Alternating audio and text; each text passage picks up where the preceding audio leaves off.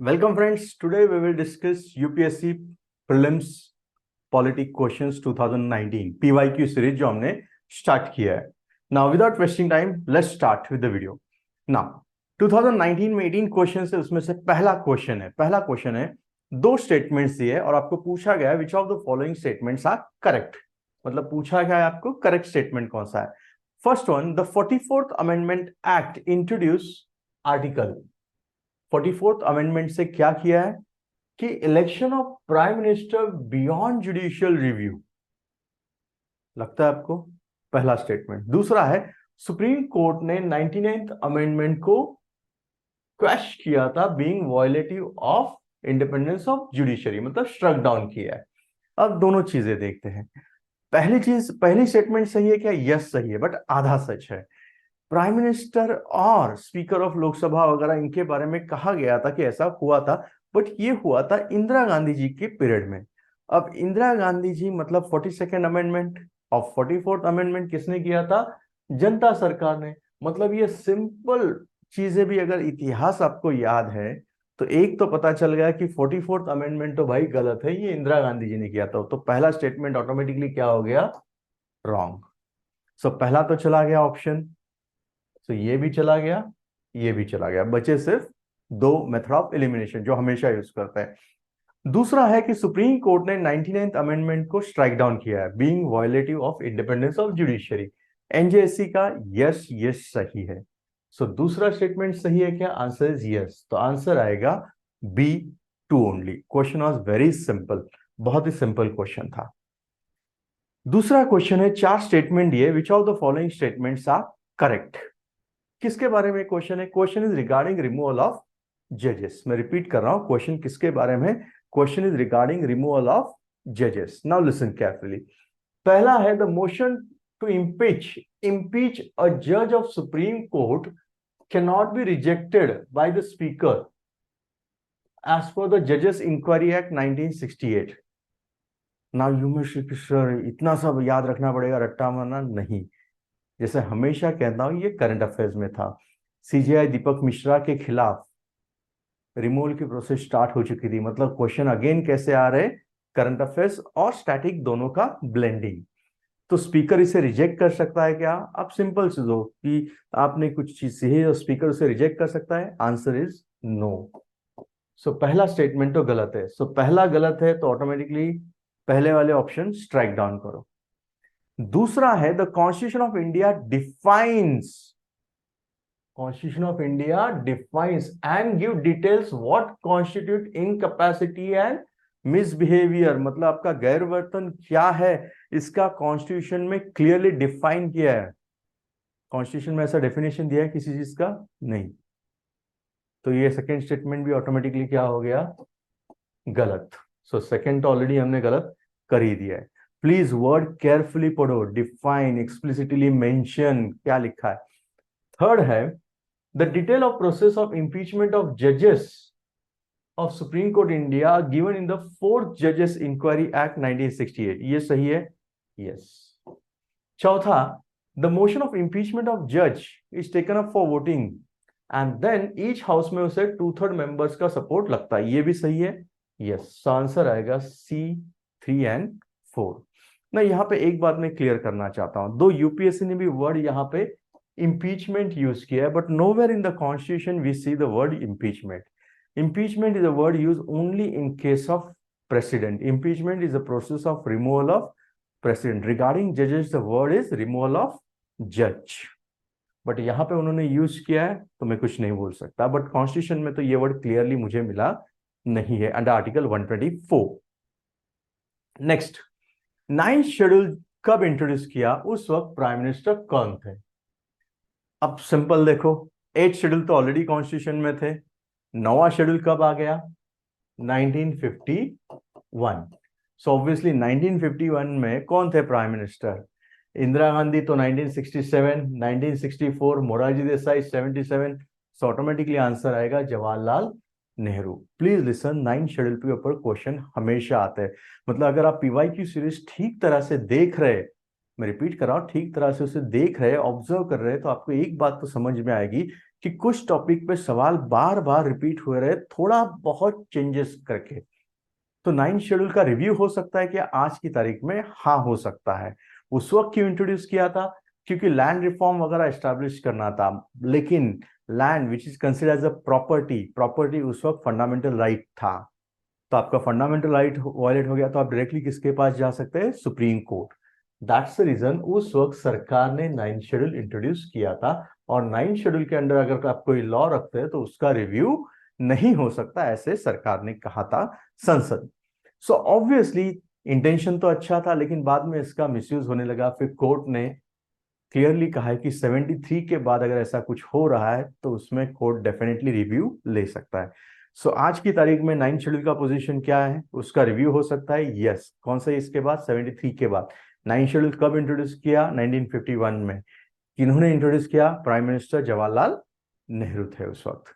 I hope 9 schedule से related सारे questions clear हो गए।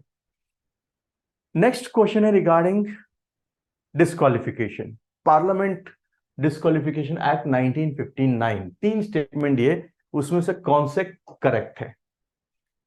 पहला है parliament 1951 exempts several posts from disqualification on the grounds of office of profit. Office of profit के ground के ऊपर उसे ये करता है।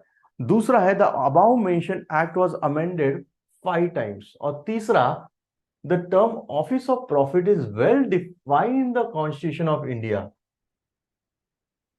अब मैं बार बार आपको बोलता हूं कि कुछ चीजें ठीक तरह से पढ़ा करो। क्या कॉन्स्टिट्यूशन में डिफाइन कहा है क्या? एक्सप्लिसिट कहा है क्या? कॉन्स्टिट्यूशन में क्लियरली कहा है कि ये चीजें देखो। अब ऑफिस ऑफ प्रॉफिट क्या होता है वो पहले देखते हैं। ऑफिस ऑफ प्रॉफिट आर्टिकल 102 के तहत कहा गया, if a person member of parliament और member of assembly in case of that article 191, कि अगर आप ऑफिस ऑफ प्रॉफिट होल्ड करते हो तो आपका मेंबरशिप चला जाता है। So it is one of the disqualification criteria which is specified under article 102। Then comes the next question, किस ऑफिस ऑफ प्रॉफिट डिसाइड कौन करता है? उसका भी आंसर दिया है, डिसाइडेड बाय पार्लियामेंट। अगर पार्लियामेंट डिसाइड करता है तो कॉन्स्टिट्यूशन में डिफाइन होगा क्या? Answer is no. तो ऑटोमेटिकली 3 चला गया। अगर 3 चला गया तो answer is clear cut, 1 and 2। That itself means अगर आप क्वेश्चन पढ़ते हो तो साइमल्टेनियसली आंसर्स भी देखा करो, ऑप्शन आसानी से पास हो जाओगे। इट्स नॉट नेसेसरी कि सारे ऑप्शंस आपको आने ही चाहिए। ऑफिस ऑफ प्रॉफिट के केस तो आपने ऑलरेडी पढ़े होंगे। जया बच्चन का केस था, केजरीवाल का दिल्ली सरकार का केस था। मतलब ये ऐसे ही क्वेश्चन आया क्या? नहीं। 2005 में जया बच्चन का था, बाद में 10 साल के बाद आप सरकार के टाइम पे था दिल्ली में, एक बार सेंट्रल गवर्नमेंट में, एक बार दिल्ली में, that is union territory special status. I hope clear हुआ है। नेक्स्ट, कौन सा शेड्यूल है जहां पे कहा गया है कि transfer of tribal land to private will be declared as null and void? ना डोंट यू थिंक हम रिवर्स में क्वेश्चन सॉल्व कर रहे हैं, 23, 22, 21, 20 और 19। अगर आप क्लियरली देखोगे तो पिछले 5 साल के पेपर में ट्राइबल्स के बारे में तीसरा या चौथा क्वेश्चन है। मतलब क्वेश्चन प्रिडिक्ट करना प्रीलिम्स के भी इतने मुश्किल नहीं है अगर आपकी स्टडी स्मार्ट है। Hard work should be couple with smart work, not only just solving the test series on the market. कि सब मार्केट में नया टेस्ट सीरीज आ रहा है, सॉल्व करो। सबसे भाई पीवाईक्यू अच्छी तरह से स्टडी करो। सो ट्राइबल्स के बारे में कौन से इसमें कहा गया है? Third schedule is regarding oath and affirmation. 5th, 9th and 12th। 9th तो हमने अभी देखा। 9th is regarding land reform. 12th is regarding urban municipal bodies. तो बचा क्या? 5th schedule. मतलब आंसर क्या आएगा? 5th schedule. सिर्फ 2 शेड्यूल है जिसमें ट्राइबल्स के बारे में चर्चा, एक 5th और 6th, और आर्टिकल है 244। मतलब कभी आर्टिकल पूछते हैं, कभी शेड्यूल नंबर पूछते हैं। नेक्स्ट है consider following statements regarding vulnerable tribal groups. मतलब अगेन सेम ट्राइबल ग्रुप के ऊपर ही क्वेश्चन पूछा गया है। यहां पे कहा गया है कि tribal group reside in 18 states and 1 union territory. ये सही है? यस। तो एक तो ठीक है, तो ये खाली चला गया। दूसरा, अ स्टैग्नेंट और declining population is one of the criteria for PVTG status. Yes, ये भी सही लगता है। तीसरा, there are 95 officially notified in the country so far, ये सही है क्या? ये आंकड़ा गलत है, so answer is 1, 2 and 4, C. Next, it's regarding article 142. Article 142 से क्या लेंगे, थोड़ा ये साइड होता हूँ, आपको क्लियरली दिखेगा. पहला स्टेटमेंट है, with reference to the constitution of India, prohibitions or limitation provision regarding content ordinary laws cannot act as a prohibition or limitation on constitution powers under article 142. Simple भाषा में 142 के under क्या कहा गया है? सीधी बात, पहला है decisions taken by election commission. अब अगर आपने कॉन्स्टिट्यूशन अच्छी तरह से रिवाइज किया, मैंने रिवाइज इसलिए मैं बोलता हूँ डेली 3 चीजें आपको करनी है, practice, revision and newspaper reading. अगर आपने ये चीज किया है तो आपको एक चीज तो क्लियर होगा कि Supreme Court is discuss under article 142 to 147. तो अगर सुप्रीम कोर्ट है तो यहाँ इलेक्शन कमीशन आंसर हो सकता है क्या? Obviously no. तो पहला मुद्दा मुझे पढ़ने की भी जरूरत नहीं है. दूसरा या तीसरा, चौथा देखते हैं, state legislature can not make laws without concurrence of union list. भाई स्टेट लेजिस्लेचर स्टार्ट ही होता है 153 गवर्नर के बाद, तो ये भी चला गया. मतलब बेसिक, अगर बेसिक पता है मुझे तो भी क्लियर हो रहा है. तीसरा, फाइनेंशियल क्राइसिस में प्रेसिडेंट फाइनेंशियल इमरजेंसी डिक्लेयर कर सकता है. अरे भाई ये तो क्लियरली है, बट कौन से आर्टिकल में? 360. और रही बात कैबिनेट वर्ड ही नहीं है कॉन्स्टिट्यूशन में, पहली बार इंट्रोड्यूस हुआ है. कब? Bye 44th amendment. मतलब यूपीएससी खुद आपको पेपर में इतने सारे हिंट देते हैं, हर चीज आपको पता होने की जरूरत नहीं होती. तो बचा क्या? एक ही, Supreme Court of India is not constrained in the exercise of its power by the laws made by Parliament. Yes, supreme court को अगर लगता है कहीं पे इंजस्टिस है, कुछ करना चाहिए, तो सुप्रीम कोर्ट यहाँ पे कर सकता है ना. ये अनएक्सपेक्टेड क्वेश्चन नहीं था, बिकॉज इसके आसपास ही अयोध्या केस का जजमेंट आया था. मतलब अगर आप ठीक तरह से देश में और इंटरनेशनल लेवल पे जो चीजें हो रही है उसका आप ध्यान दे रहे हैं, तो क्वेश्चन आप इजीली सॉल्व कर सकते हैं. नेक्स्ट है with reference to legislative assembly, मतलब विधानसभा. विधानसभा के बारे में 2 स्टेटमेंट दिया है. पहला स्टेटमेंट है, governor can make a customary address to the house at the first session in the year. मतलब पहले सेशन जो होता है साल का, उसमें गवर्नर एड्रेस करते हैं. ये सही है? यस भाई, एब्सोल्युटली सही है. दूसरा है, when a state legislature does not have a rule, when a state legislature does not have a rule on a particular meet, it follows the Lok Sabha and the matter. Yes, that's true. So answer is C. Next, 9th, as per the amendment of India Forest Act, Indian Forest Act उन्होंने कहा है कि forest dwellers have right to fell the bamboos grown on the forest areas. सही है क्या? नहीं, sell. So obviously it is wrong.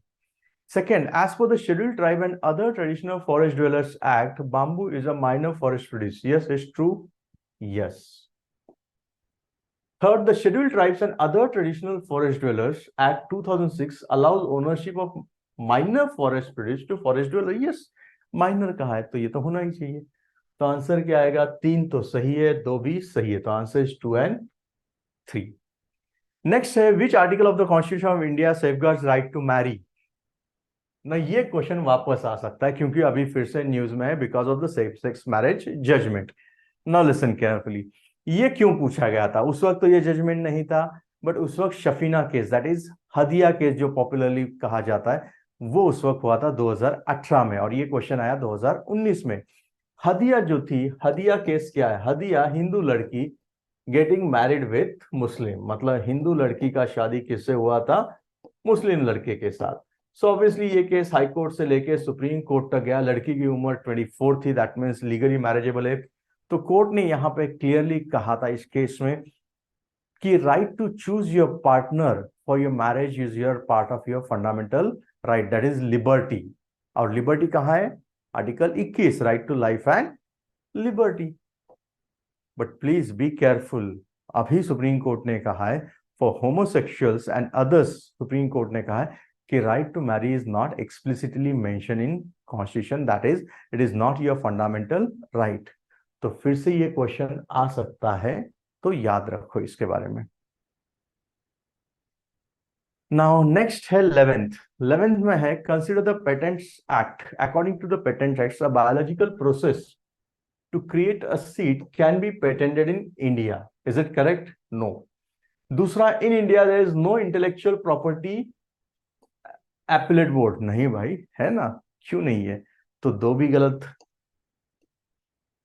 तीसरा, plant varieties are not eligible to be patented in India. Yes, answer is C. Next, which one of the following suggested that governor should be an eminent person from outside the state and should be a detached figure without intense political link or should have taken part in the recent past? मतलब ये question है regarding appointment of governor. जैसे मैं हमेशा कहता हूं, governor के ऊपर हमेशा क्वेश्चंस आते रहते हैं ना। गवर्नर के अपॉइंटमेंट्स के बारे में हमेशा इश्यूज रहे, हमेशा। तो सरकारिया कमीशन अपॉइंट किया गया था 1983 में। इन्होंने कहा था एक कि ही should B an outsider. Governor कौन होना चाहिए? एक ऐसा आदमी जो बाहर का हो। दूसरा, he should not be active in local politics and in general politics and he should be a eminent person in some walk of life. So don't you think ये तीनों चीजें कहां पे मैच हो रही है? Sarkaria commission 1983। So answer is C. Again simple straightforward question. Next, which of the following statements are correct? As per the law, compensatory afforestation fund management planning authority exists at the national and state levels. सही है? Yes. Now don't think forest related बहुत सारे मतलब ऐसा कुछ issue current में था? Yes. Second statement है people participation is mandatory in the compensatory afforestation program. ये ठीक लग रहा है? नहीं। So आंसर क्या आएगा? Obviously A only. नेक्स्ट है which of the following are independent regulator. नहीं, में से किसे बहुत सारे दिख रहे हैं, बट उन्होंने सेक्टर्स कहा है। कौन से सेक्टर्स? टेलीकॉम, इंश्योरेंस और electricity. Which of the following review the independent regulator. कौन रेगुलेट करता है इंडिपेंडेंट रेगुलेटर्स को? आप एक एक करके देखते हैं, एक एक करके। यू में से किसे सारे तो पता नहीं है, ठीक है, तो क्या पता नहीं है वो तो देखो। रेगुलेटर्स को रिव्यू कौन करता है, ये सवाल है। Which of the following review the independent regulator? Telecom के लिए कौन है? ट्राई। इंश्योरेंस के लिए कौन है? इरडा है। मतलब हर एक के लिए कौन ना कोई है। यस। अब इनको कौन रेगुलेट करता है? चलो एक एक करके देखते हैं। नीति आयोग करेगा क्या? नहीं, नीति आयोग तो प्लानिंग कमीशन के जगह पे है, तो ये तो चला गया। तो अगर पांचवा चला जाता है तो मेरा एक तो क्लियर हो गया, दो ऑप्शन बचे। मेथड ऑफ एलिमिनेशन इतना काम आता है। दूसरा, फाइनेंस कमीशन इसमें से पता चल रहा है, बट फाइनेंस कमीशन किसी का रिव्यू लेता है क्या? नहीं। Finance commission under article 280 it's a constitutional body. Tax distribution कैसे करना इसके बारे में वो रिकमेंड करता है, तो ये भी चला गया। सो अगर तीन भी चला जाता है तो भाई आंसर ही आ गया। Answer is 1 and 2। I hope clear हो रहा है। मतलब पेपर सॉल्व करना इतना टफ नहीं है, थोड़ा साइकोलॉजिकल टेस्ट है, थोड़ा स्मार्ट वर्क है। क्या पता है क्या पता नहीं है वो देखो, ऑप्शन चेक करो एंड अकॉर्डिंगली पिकअप करो, आंसर आएंगे आपको। हाँ, कहीं जगह नहीं आ सकते ये भी मैं बोल देता हूँ। नाउ थर्ड नेक्स्ट है मैटरनिटी बेनिफिट्स के बारे में ना। यहाँ पे pregnant women are entitled for 3 month pre delivery and 3 months post delivery. ये सही है क्या? गलत है। दूसरा, enterprises with creches must allow mother minimum 6 creches visit day. गलत। थर्ड, women with 2 children get reduce entitlement. Yes, answer is C. 16, social capital क्या होता है? ये आजकल सवाल पूछा जाता है ना। लिसन, सोशल कैपिटल आप कहोगे कि सर पहली बार सुना है, बट क्या होता है? चलो, the proportion of literates in the population आएगा क्या? नहीं, ये तो डेफिनेशन से ही गलत लग रहा है। दूसरा, स्टॉक ऑफ बिल्डिंग, नहीं, ये तो सोशल कैपिटल में नहीं आएगा। सोशल, सामाजिक कहा है, बिल्डिंग थोड़ी आएगा उसमें। Third, size of population in working group, ये तो डेमोग्राफी डिविडेंड वगैरह आएगा। तो बच्चा क्या अच्छा होता? A level of mutual trust and harmony in the society. समाज में म्यूचुअल ट्रस्ट कितना है? तो एक अच्छा क्वेश्चन था, क्वेश्चन डी। आंसर आएगा इसका डी। नेक्स्ट है with reference to constitution of India, दो स्टेटमेंट्स दिए, कौन सा सही है? पहला, no high court shall have the jurisdiction to declare any central law constitutionally invalid. मतलब हाई कोर्ट सेंटर का कोई भी लॉ इनवैलिड नहीं कर सकता। ये सही है क्या? गलत स्टेटमेंट है।